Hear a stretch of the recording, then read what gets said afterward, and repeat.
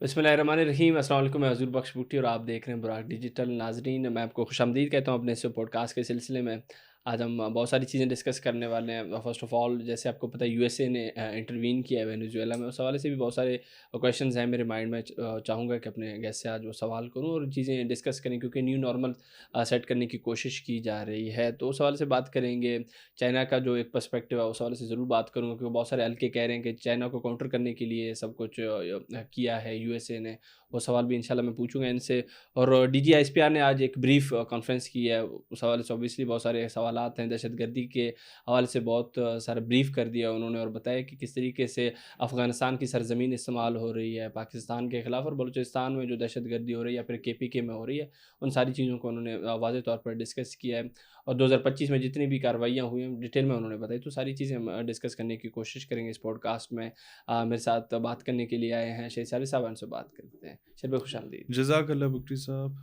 شیر بھائی، سب سے پہلے تو وینیزویلا کے حوالے سے میں آپ سے سوال کرنا چاہوں، کیونکہ اوبیسلی ورلڈ آرڈر کی ہم بات کرتے ہیں ہمیشہ سے، اس حوالے سے اگر دیکھا جائے تو یو ایس اے کا جو انٹروین ہے یہ تھوڑا عجیب ہے۔ اس ٹائم فریم میں کیوں کیا گیا؟ یو ایس اے کے انٹرسٹ کیا ہو سکتے ہیں؟ آپ کیا نیریٹو رکھتے ہیں اس حوالے سے؟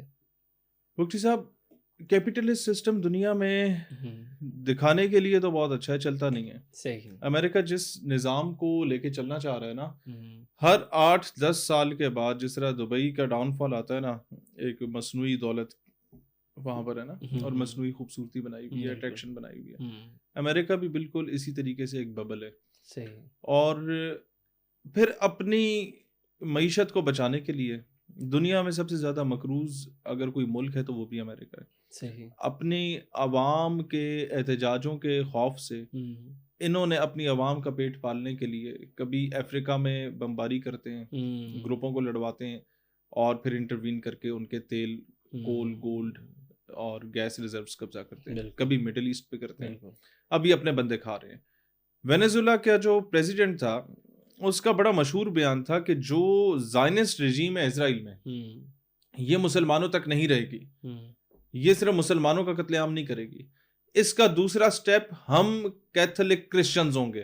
صحیح۔ اور اس نے کہا اس کی منہ بولتی ایگزامپل آپ لے لو کہ غزہ کی پٹی میں اور ویسٹ بینک میں جو پیلسٹائن کے علاقے ہیں، ان میں اگر مسلمانوں کی مسجدیں شہید ہو رہی ہیں تو چرچوں کو بھی تباہ کیا جا رہا ہے، کرسچنز پر بھی ظلم و بربریت کے پہاڑ توڑے جا رہے ہیں۔ صحیح۔ مسلمانوں نے جب بیت المقدس کو فتح کیا تھا حضرت عمر رضی اللہ تعالیٰ عنہ کے دور میں اور ایوبی رحمۃ اللہ علیہ کے دور میں، دونوں ادوار کے بعد جیوز کو بھی اور کرسچنز کو اجازت تھی کہ وہ اپنی عبادت گاہوں میں آ سکتے ہیں، آپ نے ہمارے نظام میں انٹروین نہیں کرنا۔ لیکن یہ تو اجازت تک نہیں دے رہے، یہ تو بچوں کو، عورتوں کو مار رہے ہیں، وہ تو خیر ایوری ون نوز۔ اب درد اور تکلیف کیا اٹھی امریکہ میں کہ امریکہ کو ہم لوگوں نے شاید غلط انٹرپریٹ کیا کہ وہاں کرسچنز کی گورنمنٹ ہے، نہیں ہے، وہاں زائنسٹ رجیم ہے۔ صحیح۔ وہ چاہے ڈیموکریٹس ہوں یا ریپبلکنز ہوں، وہ دونوں کے جو مین انویسٹر ہیں وہ یہودی لابی بیٹھی ہوئی ہے، جس لابی نے سلطنت عثمانیہ کو توڑا تھا، جس لابی نے آج امریکہ پہ قبضہ کیا ہوا ہے، ان کی کوئی سمپتی نہیں ہے انسانیت کے ساتھ۔ انہوں نے صرف اپنی نسلوں کے اور اپنی قوم کے اور اپنے جو زائنسٹ ہیں ان کی بقا کی بات کرنی ہے، ان کی سپرمیسی کی بات کرنی ہے۔ اپنے ایک پاؤ گوشت کے لیے اگرے کا پورا بکرا تباہ ڈز ناٹ میٹرز۔ اب ان تینوں چیزوں کو جوڑیں، جس ٹاپک سے ہم نے شروع کیا کہ امریکہ نے اپنا ریزروز، کیونکہ اس کے پاس ختم ہو رہے تھے، اس کے پاس معیشت کا فقدان ہو رہا تھا، ڈاؤن فال کی طرف جا رہی تھی، اب اس نے بدماشی کیا کی کہ وینیزویلا کیونکہ 39%، کچھ جگہوں پہ 18% ہوتا ہے، اور منیمم اور میکسیمم 39% دنیا کے آئل ریزروز اس کے پاس ہیں۔ تو اس نے وہاں پر کیا کیا کہ جو نوبل پیس پرائز ٹرمپ کو ملنا تھا وہ ٹرمپ نے سرنڈر کیا، اور وہ وینیزویلا کی اپوزیشن لیڈر کو ملا جو پرو امریکہ تھی، جو کہتی تھی کہ قبضہ کر لو۔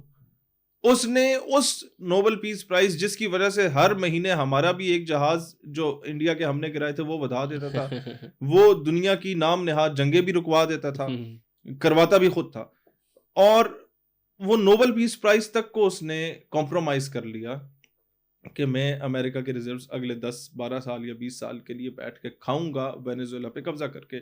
اب کمبوڈیا کو بھی اس نے کہہ دیا کہ اگلی باری تمہاری ہے. صحیح. اور سوڈان میں جو یو اے ای کا انفلوئنس ہے کہ وہ گولڈ پہ قبضہ کر رہا ہے. یو اے ای بڑا اچھا اسٹریٹجک الائی تھا ایک قسم کا امریکہ کا. اس نے امریکہ کے پریشر میں آ کے یا اس کے کہنے پہ اس کی رضامندی کے لیے اسرائیل تک کو تسلیم کر لیا. اب وہ یو اے ای بھی ٹیشو پیپر کی طرح استعمال کر کے پھینک دیا گیا کہ ٹرمپ نے کہا اب سوڈان کو بھی میں دیکھوں گا. جہاں پر آئل نظر آتا ہے, جہاں پر گیس کول گولڈ ریزرو نظر آتے ہیں, وہاں آپ کو امریکہ نظر آئے گا. کہیں براہ راست خود پہلے کیا کرتا تھا کہ یو این کی امبریلا میں جاتا تھا. صحیح بات ہے. U N peacekeeping forces جاتی تھی. اب U N peacekeeping forces میں بھی جانور تو جاتے نہیں تھے, انسان جاتے تھے. کچھ ہماری فوج کے لوگ چلے گئے, کچھ انڈین آرمی کے لوگ چلے گئے, کچھ بنگالی چلے گئے, فلپینی چلے گئے. یہ بےچارے وہاں جا کے لڑتے تھے ان گینگز کے ساتھ. اینڈ پہ امریکن انجینئرز آتے تھے, سارا کول گولڈ ایکسٹریکٹ کر کے لے جاتے تھے. اب جو یہ ہماری دوسرے ممالک کی فوجیں تھیں, انہیں تو پتہ کہ ہمارے باپ دادا بھی انہی انگریزوں کے پیسے میں, تو ہم وہ ظلم نہیں کر سکتے عام عوام کے ساتھ جو یہ ہم سے توقع کر رہے ہیں. صحیح بات. تو ان کے آپریشنز میں ڈیلے آ رہا تھا. جو کام یہ ایکسپیکٹ کرتے 6 مہینے میں, اس 6 سال لگ جاتے تھے, کیونکہ یہاں ڈبل تنخواہیں بھی لگی ہوئی. تو کہتے ٹھیک ہے تنخواہ کماؤ, لوگوں میں ظلم نہ کرو. ایسے ہی, کیونکہ اگر جانا تو کسی فوج نے, ہم نہ گئے کوئی اور چلا جائے گا. ویسے ٹلائے رکھو. یہ ایک دنیا کی آرمیز کا ایک کانسیپٹ بن چکا تھا U N peacekeeping forces کے طور پہ. اب یہ اس امبریلا سے بھی باہر آ چکا ہے. دنیا میں ڈپلومیٹک نارمز نہیں رہے. جس کی لاٹھی ہے اس کی بھینس ہے. دنیا میں جنگل کا قانون ہے, کوئی اقوام متحدہ ایگزسٹ نہیں کرتا. اگر آپ کے پاس طاقت ہے تو ٹھیک ہے. ادروائز آج برٹش پارلیمنٹ میں وہاں کے کچھ سینیٹرز نے بات کی, وہاں کے ممبر آف دا پارلیمنٹس نے بات کی کہ اگر وینیزویلا کا پریزیڈنٹ آپ یہ کہتے ہیں کہ وہ چرس کے یا افیم کے کیسز میں مبتلا تھا اور آپ اسے اٹھا کے لے آئے, تو 60,000 بچوں اور عورتوں کا قاتل نیتن یاہو جو ہے اسے کیوں نہیں اٹھا کے لا رہے؟ وہ کیوں آپ کا گڈ بوائے بنا ہوا ہے؟ تو یہ وہ چیزیں ہیں جس سے ہم کس نتیجے پہ پہنچتے ہیں کہ نمبر 1 روس بھی انسٹیگیٹ کر رہا تھا وینیزویلا کے پریزیڈنٹ کو, ہم تمہارے ساتھ کھڑے ہیں. چین بھی کر رہا تھا. جب امریکہ لینے آیا نا اسے اور اس کی بیگم کو, تو نہ روس تھا نہ چین تھا. اور امریکہ انسٹیگیٹ کر رہا تھا, ٹریگر کر رہا تھا یوکرین کو. اور جب روس نے یوکرین کی درگت نکالی نا, تو امریکہ نظر نہیں آیا کہیں پہ.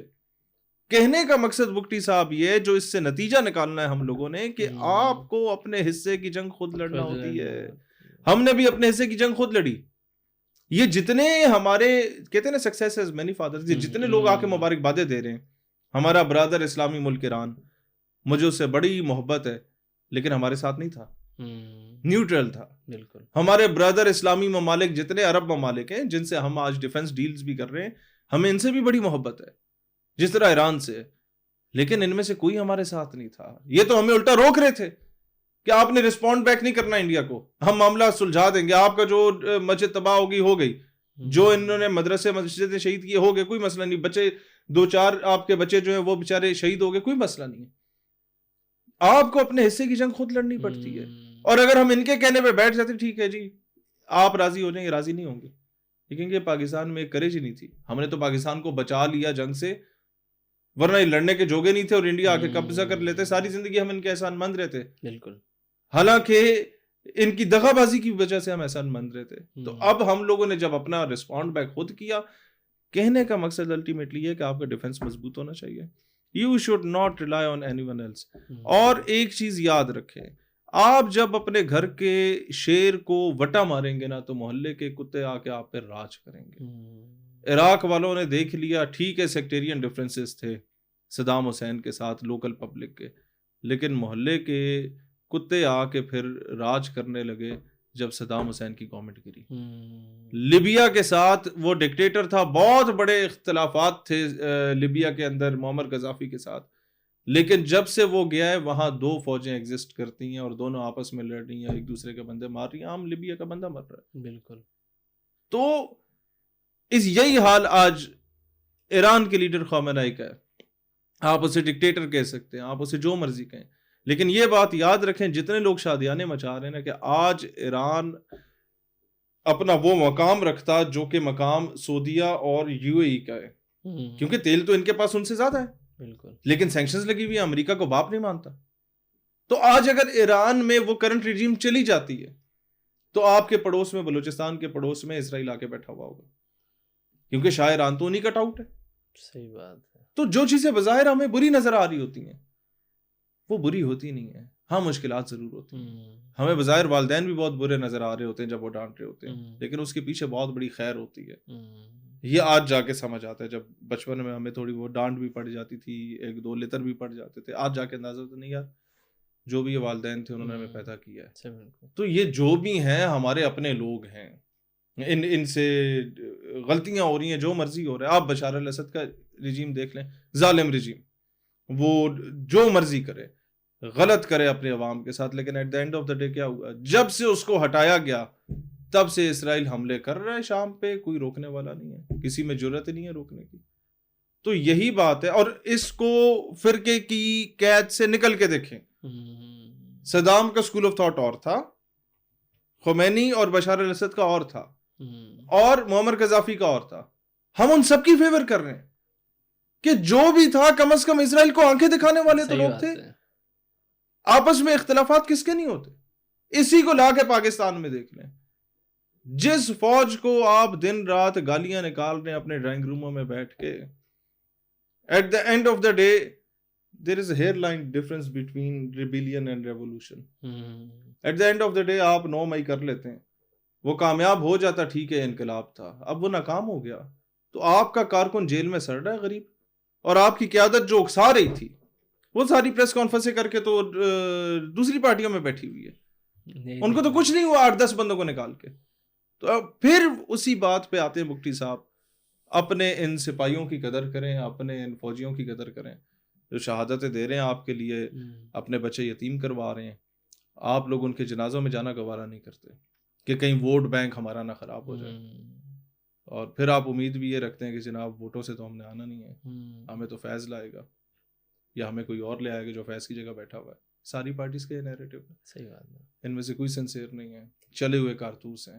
کاش کہ پاکستان کو ایک سنسیئر لیڈرشپ مل جائے جو ایک پیج پہ اپنے ملک کے لیے, کیونکہ پاکستان امت مسلمہ کی بقا کی آخری لکیر اور آخری دیوار ہے. ہمارا چیلنج انڈیا نہیں تھا, انڈیا بہت چھوٹا چیلنج ہے. ہمیں پتہ ہے اپنے دشمن کا, جب اس کی ٹیکنالوجی ہم سے 10 گنا آگے تھی نا, اور ٹینک 20 گنا زیادہ تھے, تب بھی ہمارے پاس سینے تھے جس پہ بم باندھ کے ہم چونڈا میں ان کا قبرستان بنا گئے تھے. صحیح بات ہے. لیکن ہمارا چیلنجز جو 2026 سے آنورڈز آ رہے ہیں وہ اسرائیل والے ہیں سر, ہم نے اس کے مقابلہ کرنا ہے. بالکل بالکل. شیر بھائی آپ کی اس جواب سے ایک مائنڈ میں چیز آئی ہے, میں چاہتا ہوں تھوڑا آپ اس پر بات کریں. ہم انٹرنیشنل باڈیز کی بات کرتے ہیں, آپ بھی کہتے ہیں کہ کوئی وقت نہیں رہی ابھی, تو ہم بھی تو امید لگائے بیٹھے ہیں. کشمیر کے ایشوز پر بھی ہم کہتے ہیں کہ بھائی تھرو ڈائلاگز ہم اس کو سالو کریں گے, ساری چیزیں. یو این پر ہم اوبیسلی ڈپینڈنٹ ہیں, سیکورٹی کونسل کی اگر بات کریں, پیلسٹائن کے ایشو کو بھی ہم ہمیشہ اس اینگل سے دیکھ رہے ہوتے ہیں, اس کا تو کوئی ہم غلط کرتے ہیں. تو کیا کریں ہم پھر؟ دیکھیں, اب اس کے لیے سب سے پہلا طریقہ کار اپنا ڈیفنس مضبوط کریں. صحیح. مسلم بلاک کو مضبوط کریں, اپنے اتحادی اور دوست ڈھونڈیں جہاں پر قدموں میں نہ بیٹھنا ہو, برابری کی سطح پہ بیٹھنا ہو. مفتی صاحب ایک آپ ہیں اینکر پرسن, ایک اینکر پرسن یہاں بیٹھا ہوا ہے. اب مجھے تو سوٹ وہ کرے گا کہ جس کے ساتھ میں برابری میں بیٹھ کے بات کروں. دوسرا بولے نہیں تم ادھر کھڑے ہو جاؤ, میں تم سے یہاں سوال کر رہا ہوں, تو مجھے تو سوٹ نہیں کرے گا. تو اپنے بلاک درست کرنے ہمیں, اپنا ڈیفنس مضبوط کرنا ہے. وہ لوگ جن کے ساتھ آپ کا میوچل انٹرسٹ ہو ان کے ساتھ بیٹھے, اپنی فوجیں مضبوط کریں. آپ کا آرمی چیف نے جو لیکچر جا کے دیا ہے لیبیا کی فوج کو, عمر مختار کو آئیڈیلائز کرتے ہوئے, لائن آف ڈیزرٹ کو, کہ we don't surrender, we win اور وی ڈائی, ہمیں ایسے لوگ چاہیے. یہ چیزیں صرف آرمی چیف کے کرنے کی نہیں ہیں. اس کے لیے فورن آفس کا کوئی 150-200 بندوں کا پوری ایک ٹرینڈ ٹیم ہو, جن کا 8 رکنی وفد سارے اسلامی ممالک میں جائے کہ بھائی یہ بات فلسطین تک نہیں رہے گی, لبنان تک نہیں رہے گی, شام تک نہیں رہے گی, تمہارے دروازے پہ آگے دستک دیں گے. کیا فرق ہے وینیزویلا کے صدر میں اور سعودی اور یو اے کے صدر میں؟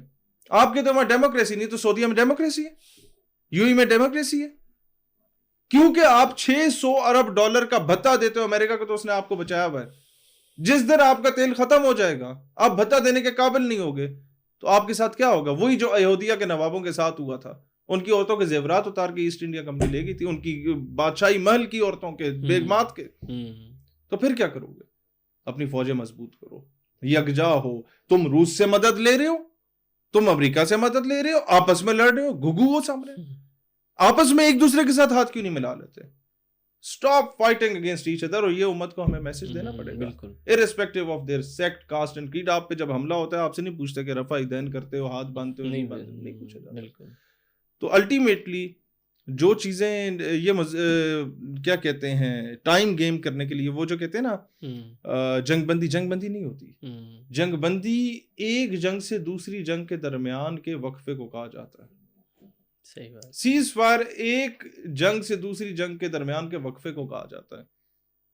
تو یہ بات یاد رکھیے گا کہ یہ قراردادیں جو ہیں یہ صرف ٹائم گین کرنے کے لیے, معاملے کو لنگر آن کرنے کے لیے ہوتی ہیں. قرارداد has never been a solution. طاقت is a solution. بالکل. مذاکرات کا دور گیا ہے. اب یہ اگر آپ طاقتور ہیں تو آپ کے مذاکرات میں ویٹیج ہے, طاقتور نہیں ہے تو مذاکرات بھی کوئی ویٹیج نہیں ہوتی. آپ آٹومن امپائر کا ڈاؤن فال پڑے نا, سلطان عبد الحمید کے ساتھ انگریزوں کے مذاکرات یہ ہوتے تھے کہ ہمارے جتنے فوجی ہیں وہ آپ چھوڑیں گے اور آپ کے جتنے فوجی ہم نے اریسٹ کیے ہیں وہ نہیں چھوٹے گا, اور اس پہ سائن کیے جاتے تھے. ہم مانتے تھے. یہ مصطفیٰ کمال اتاترک ویسے ہی نہیں بغاوت لے کے کھڑا ہو گیا تھا, وہ بہت برا تھا ایز کمپیئر ٹو سلطان عبد الحمید غازی, لیکن یہاں پر وہ درست تھا کہ کیوں ہم ایسے فیصلے کر رہے ہیں. تو یہ مسلمانوں کو اپنی تاریخ سے سبق بھی حاصل کرنا پڑیں گے. بالکل شہید بھائی, اس معاملے کے بعد ایک ویڈیو سرکولیٹ کر رہی ہے, اب ہمیشہ سے آپ بھی بات کرتے ہیں جو مسلمان ہیں ہندوستان میں ان کے حوالے اسد اویسی صاحب کی ایک ویڈیو وائرل ہو, مودی کو اکسا رہے ہیں کہ بھائی وینزویلا پہ اگر یو ایس اے انٹروین کر سکتا تو اب پاکستان پہ انڈیا کیوں نہیں کر سکتا. میں چاہتا ہوں اس پہ آپ اس نے کہا جناب وہ امریکی جو ہیں وہ صدر کو اٹھا کے لے آئے وینزویلا کے, آپ حافظ سعید اور مسعود اظہر کو اٹھا کے لیں. ہم کہتے ہیں آپ بسم اللہ کریں. آپ پہلے بھی مسعود اظہر کو اٹھا کے لے گئے تھے لیکن مقبوضہ کشمیر سے وہ دو گروپوں کی صلح کروانے آئے, آپ نے انہیں اٹھا لیا. پھر آپ کے والد صاحب بھی آئے معذرت کرنے اور انہوں نے واپس کیا, اور ہمیں بھی نہیں, آپ کے اتحادی افغانستان میں جا کے واپس. صحیح بات ہے. تو آپ کر لیں, دوبارہ کر لیں. تب تو ہم لوگ اتنے تگڑے نہیں تھے, ابھی تو ہم تگڑے ہیں. اب تو ہم لوگ اپنے کوے کا حساب لیتے ہیں, آپ کا کاکروچ پکڑ لیتے ہیں. تو آپ کس طریقے سے باتیں کر رہے ہیں. لیکن مجھے دکھ ہوتا ہے سالار ملت رحمت اللہ علیہ کا بیٹا اسد الدین اویسی اس طرح کی بات کر رہا ہے, کیونکہ اس نے انڈیا میں رہنا ہے, اس نے انڈیا میں سروائیو کرنا ہے. وہ جتنا مسلمان کا راگ کا لاپے نا, اینڈ پہ جا کے سجدہ ریز اس نے مودی کے آگے ہونا ہے. انفارچونیٹلی یہ قائد اعظم کا آج شکریہ ادا کرے جو کہتا تھا کہ جو مسلمان بھارت میں رہ جائے گا اسے ساری زندگی اپنا دیش بھکت ہونا پروو کرنے میں لگ جائے گی. تم چاند پہ بھی پہنچ جاؤ نا, ٹیکنالوجی انڈیا کی اتنی ترقی کر گئی, چاند پہ پہنچ گئے, چاند پہ جانے والے چند ممالک میں ہندوستان ہے. لیکن جو عوام کا انٹلیکٹ ہے وہ اب بھی وہی ہے کہ جب تک وندے ماترم اور بھارت ماتا کی جے کا نعرہ نہیں لگاؤ گے اور جے شری رام سلام کے ساتھ نہیں بولو گے, تم دیش بھکت نہیں ہو, چاہے تم مسلمان ہو یا تم سکھ ہو. تو in order to survive in the Hindustan, in the so called secular Hindustan, آپ کیسے بیان دینے پڑیں گے. اگر نہیں دیں گے تو پھر عمر خالد کی طرح جواہر لال نہرو یونیورسٹی کے عمر خالد جیسا کمال کا نوجوان, اس کی طرح آپ کی بیلیں ریجیکٹ ہوتی رہیں گی اور آپ جیلوں میں سڑتے رہیں گے. بالکل بالکل. شیر بھائی, آج ایک اہم پریس کانفرنس ہوئی ہے DGI کی طرف سے. 2025 میں جو بھی چیزیں ہوئی, دہشت گردانہ کارروائی, ان پر بھی انہوں نے بات کی, اور افغانستان کا حوالہ بھی انہوں نے دیا کہ وہ سرزمین ابھی بھی استعمال ہو رہی ہے, پاکستان کے خلاف دہشت گردی ہو رہی ہے. اوور آل اس پریس کانفرنس کو آپ نے کیسے دیکھا؟ دیکھیں, مجھے سب سے اچھی بات یہ لگی, ہمارا بھی پوائنٹ آف ویو اس پہ تھوڑا سا ڈفر کرتا تھا, آج کلیئر ہوا. دیکھیں, ہم لوگوں نے جب پالیٹکس کرنی ہوتی ہے تو ایک سیاستدان کبھی بھی آپریشن کو سپورٹ نہیں کرتا, نہ وہ کر سکتا ہے. عوامی بیانیاں اس طرح ہوتا ہے. PTI کی بھی یہ مجبوری ہے کہ اس نے کیونکہ ایک عوامی بیانیہ بنایا ہوا ہے اور اس نے اس کو لے کے چلنا. بالکل. اب وہ کہتے ہیں آپریشن جناب نہیں ہونا چاہیے اور امن گاڑو, ٹھیک ہے, امن گاڑوں پہ ہم سارے چاہتے ہیں کہ بھی امن ہونا چاہیے, لیکن مجھے یہ بتائیں آپریشن نہیں تو پھر کیا؟ اب اس پہ DGI SPR نے کہا ٹھیک ہے, پھر آپ نور ولی محسود کی بیعت کر لیں, اسے وزیر اعلیٰ بنا لیں آپ. لیکن میرا سوال یہ ہے کہ بھائی ٹھیک ہے, آپ کہتے ہیں مذاکرات, آج سے 10-15 سال پہلے جب آپ نئے نئے آئے تھے مذاکرات کر لیتے تو معاملہ حل ہو جاتا. صحیح بات ہے. لیکن آج کیوں نہیں حل ہوگا؟ آج اس لیے نہیں حل ہوگا کہ جب آپ کے برہم داغ بگٹی نے بلوچستان میں مذاکرات کرنا چاہے تھے نا جن ناصر خان جنجوعہ سے, تو انڈیا نے ہاتھ اس سے اٹھا لیا تھا اور اس نے کہا تھا بڑے امیر کو نہیں مانیں گے, اب چھوٹے چھوٹے میر بنانا شروع کر دو. بڑا امیر پہلے ساروں میں پیسے تقسیم کرتا تھا چھوٹے چھوٹے چودھریوں میں, اب چھوٹے چھوٹے میروں کو انڈیا خود ڈیل کرتا ہے ڈائریکٹلی.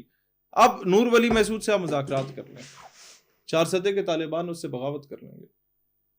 ڈیرہ اسماعیل خان میں طالبانوں کے 2 گروپ بنے ہوئے ہیں, وہ جہاں فوجیوں کو اور سیولین کو شہید کرتے ہیں ایک دوسرے کو بھی مارتے ہیں کہ اس گلی سے تم نے بھتا لینا, اس سے میں نے لینا, میرے حدود میں نہ داخل ہو.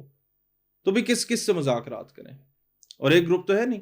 افغانستان کی گورنمنٹ بھی اسی طریقے سے, جس طرح پی ٹی آئی کی کرنٹ گورنمنٹ جو کے پی کے میں ہے وہ ٹک ٹاکروں کے ہاتھوں بلیک میل ہوتی ہے نا, باہر بیٹھے ہوئے ٹک ٹاکروں کے ہاتھوں, کہ تم وہاں گئے اس سے ہاتھ کیوں ملے. بھائی وہ فارم 47 کا اسی وزیر اعظم تو ہے, آپ نے اپنا صوبہ نہیں چلانا, آپ نے وہ ان کمیٹیز میں نہیں بیٹھنا, آپ جی فلانے گورنر کو کیوں ملا.